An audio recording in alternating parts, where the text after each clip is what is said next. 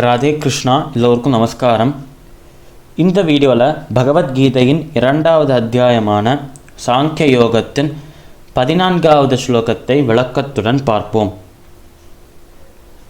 மாத்ரா ஸ்பர்ஷாஸ்து கௌந்தேய சீதோஷ்ண சுக துக்கதாக ஆகமாபாயினோ நித்யாஸ்தாம் ஸ்திதிக்ஷஸ்வ பாரத.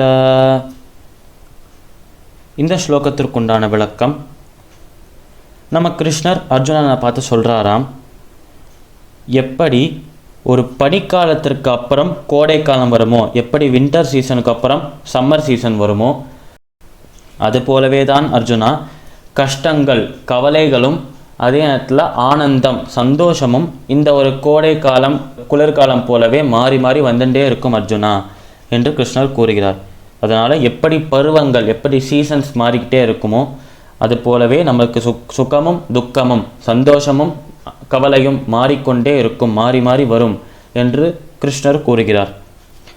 அப்பேற்பட்ட அந்த ஒரு சுகமும் துக்கமும் எப்படி நமக்கு வர்றது என்றால், அது எல்லாத்துக்குமே நம்மளோட புலன்கள் நம்மளோட சென்சஸ் தான் காரணம் அர்ஜுனா என்று கிருஷ்ணர் கூறுகிறார்.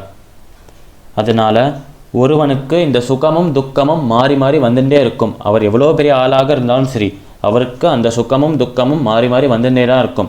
ஆனால் உண்மையாகவே அறிவாளியாக இருப்பவர் சிறந்தவராக இருப்பவர் யார் என்றால், இந்த சுகமும் துக்கமும் மாறி மாறி வரத்தான் செய்யும்.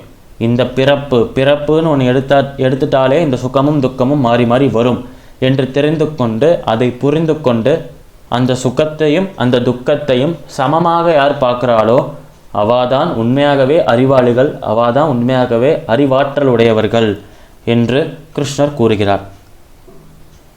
பகவத்கீதையின் 2வது அத்தியாயமான சாங்கிய யோகத்தின் 14வது ஸ்லோகத்தின் விளக்கம் இதுவே.